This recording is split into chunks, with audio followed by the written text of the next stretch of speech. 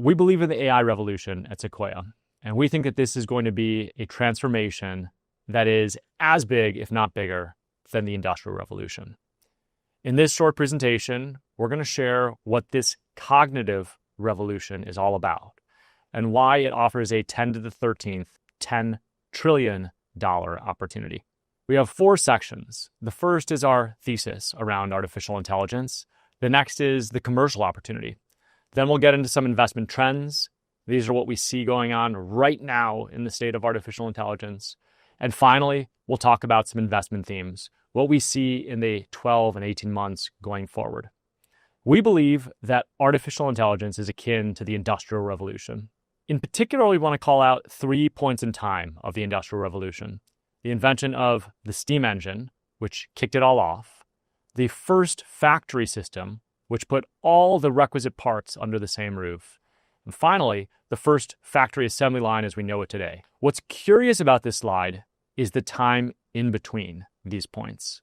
67 years from the first steam engine to the first factory.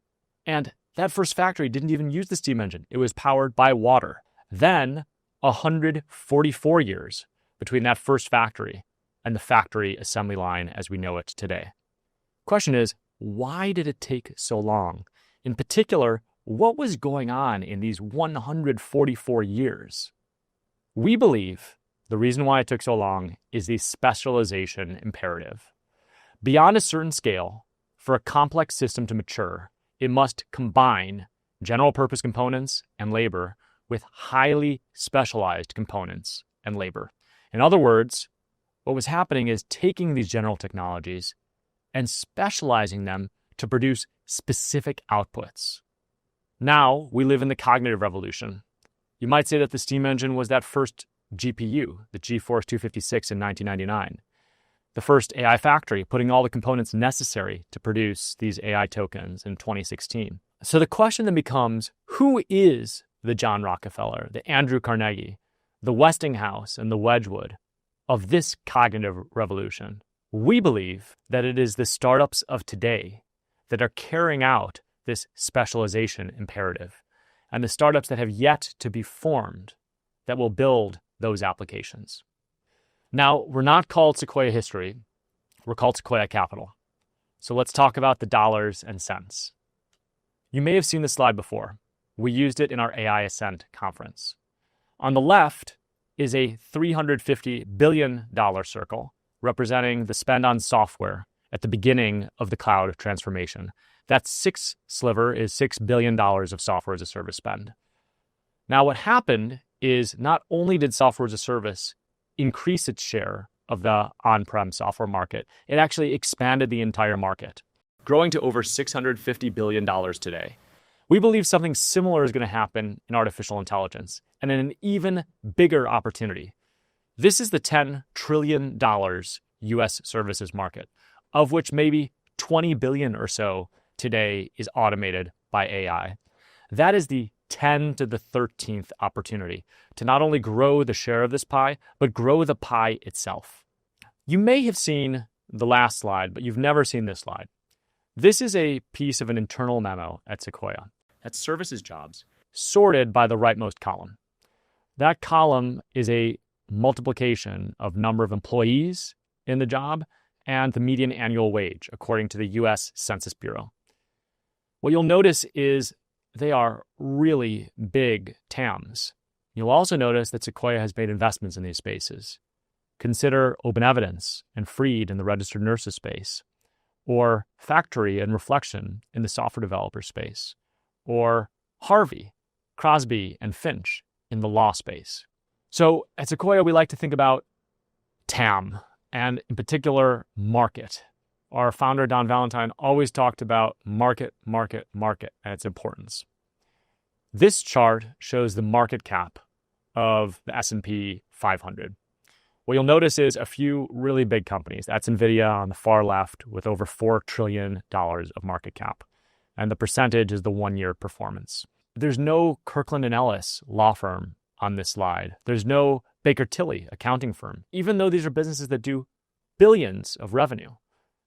We believe that the cognitive revolution offers an opportunity to expand the market, and expand this slide to include many large standalone public companies built around AI in the services space. Next, let's talk about 5 investment trends that we're noticing right in the here and now of the artificial intelligence cognitive revolution. The first is leverage over uncertainty. We've noticed that work is moving from us having minimal leverage on a task and 100% certainty of the outcome to 100+% leverage on the task and way less certainty on the exact manifestation of the outcome. If you're a seller, if your job is to be a salesperson, and you're managing a series of accounts, potential customers to work with, today you might manage those accounts all on your own, monitoring each one for an opportunity. But in the AI agent future, you could be using ROCs, which allows you to have hundreds of AI agents, an AI agent for every single customer, tracking their progress, seeing what's changing there, showing you opportunities to re-engage and expand the partnership with that customer. Now, this AI agent is not going to do things exactly like you are. It might actually miss something or make a mistake, and that's where the person comes in and corrects it. We see 100+% leverage, in this case, maybe even 1,000% leverage, with some more uncertainty. It's not exactly the work that you're doing. Next is we've noticed that measurement has moved into the real world. For most of the history of artificial intelligence, we used academic benchmarks. When I was an AI engineer over a decade ago, we used ImageNet as the benchmark for our computer vision research. But today, if you want to prove excellence, you prove it in the real world. Consider Expo, which wanted to show that their artificial intelligence was the best AI hacker in the world. Rather than just proving this on academic benchmarks, they went out into the real world, and they competed on HackerOne against every other hacker in the world that had registered on that website to find vulnerabilities. They were able to show that on real-world data, they were able to compete and win, be the #1 hacker in the world. We've noticed that this is the new gold standard, not just academic benchmarks, but real-world measurement. The third is reinforcement learning. The AI industry has been talking about reinforcement learning for a long time. Now, we've seen it come into center stage in the past year. Not only are the large reasoning labs benefiting from reinforcement learning, but we also see many of our portfolio companies benefiting from it. Consider Reflection, which uses reinforcement learning to train some of the best open source models in the coding space. A fourth trend we've noticed is AI in the physical world. It's really coming to life, and this isn't just humanoid robotics. It also is creating processes and creating hardware with artificial intelligence. Consider Nominal, which uses artificial intelligence to accelerate the hardware manufacturing process and actually also uses artificial intelligence to do the quality assurance after it's deployed in the field. Finally, we've noticed that the new production function is compute. That's flops per knowledge worker. If you survey our portfolio, they'll say that they forecast at minimum a 10x increase in the flops per knowledge worker. That's at minimum 10 times more consumption of compute per knowledge worker, because as described, the knowledge worker might be using one or dozens or hundreds or thousands of these agents. On the more optimistic side, we see a future where there's 1,000 or 10,000x consumption of flops per knowledge worker. This is really powerful for not only inference companies, but companies that are protecting that inference and companies that are using this new production function to get to more workers. Next, let's talk about 5 investment themes. These are important themes that we're investing in the year ahead. The first theme is persistent memory. Persistent memory can mean at least 2 things. The first is long-term memory, remembering the context that has been shared with an AI for a long period. And the second is the persistence of the identity of an artificial intelligence, the agent remaining its own personality and style for some period of time. This is going to be critical to crack in order to get into more and more work functions for AI. An artificial intelligence that goes into the productivity space needs to have long-term memory, needs to understand the entire context of an organization and of a function. We've noticed that there's no equivalent of scaling laws in the persistent memory space. There have been a lot of attempts, be it vector DBs and RAG or longer and longer context windows, but this has not been cracked, and it's a major opportunity ahead. The next is seamless communication protocols. Now, there's been a lot of excitement around MCP, rightfully so. But let's think back to the internet revolution. TCP/IP was not the finish line, it was the starting gun. And in the communication revolution, we have an opportunity to actually take AIs and help them seamlessly communicate with each other. We believe that this is going to yield many major applications. One to consider is shopping. Right now, if you wanted to purchase a product with AI, you might go and do some research with AI and then execute that order with your favorite provider of a one-click checkout. But in the future, we see that AI is going to be able to do that because of the seamless communication protocol. AI is going to be able to go through the process and find the best prices, execute that purchase for you, and complete it, all while decreasing the moats of all those businesses that have made it so much easier to use them than other providers. The third trend is AI voice. You might be surprised that I didn't put AI video, but that's intentional. I think that in a year, AI video might be here, but AI voice is right now. And that's because not only has its fidelity increased, the quality of voice increased to the point where it's useful day to day, but the latency has decreased, where you could have real-time conversations with AI voice. Now, there's many applications of AI voice that are exciting. These include AI friends, AI companion, AI therapist, all these business-to-consumer applications.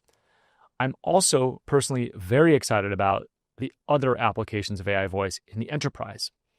If you're planning to ship something as an enterprise and you're working on the logistics, many of those logistics are still done by voice.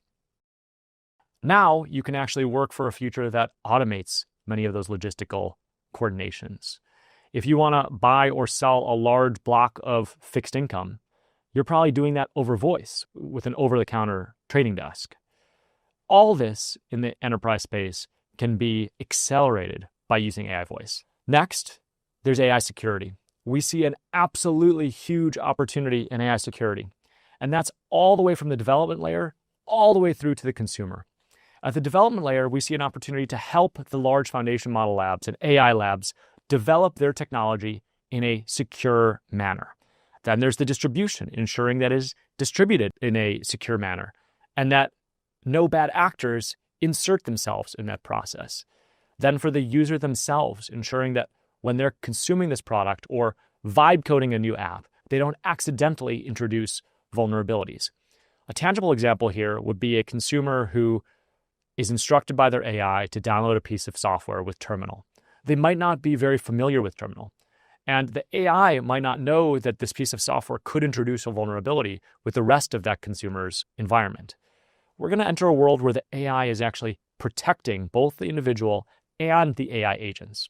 In fact, we see a future where, unlike the physical world, in this digital world, you could have hundreds of AI security agents for every human, and even for every agent. Unlike in the physical world, you're not limited by physical space or even the same costs. You could have a massive number of AI security agents per person and per agent. Finally, we find that open source is at a pivotal moment in the AI journey. If you asked us 2 years ago, we would say that it seems like open source has a shot at competing with and maybe even winning against the state-of-the-art foundation models. Today, that position seems much more precarious. We believe that it's very important that open source compete and offer some of the best state-of-the-art foundation models. We think it's critical for a more free, open future where anyone can build. And we hope to help build that future so that open source models are available to everyone to build excellent products with, and that the AI future is not just limited to the extremely well-funded giants. These are 5 investment themes that we're thinking about. Now the question becomes, what happens if we're able to take these investment themes and translate them into progress? We believe that that progress will be able to take the time to that cognitive assembly line and compress it materially from many years to just a few.